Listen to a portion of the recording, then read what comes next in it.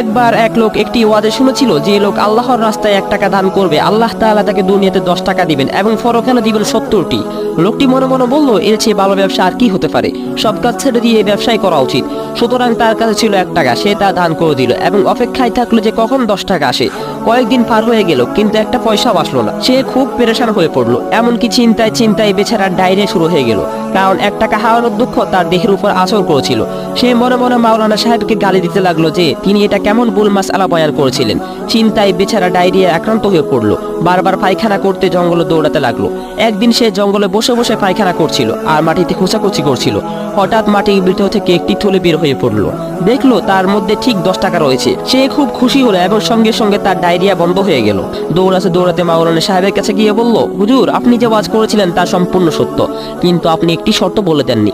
আগামীতে যখন এই ওয়াজ করবেন তখন দয়া করে অবশ্যই বলে দিবেন যে জঙ্গলেও দৌড়াতে হবে।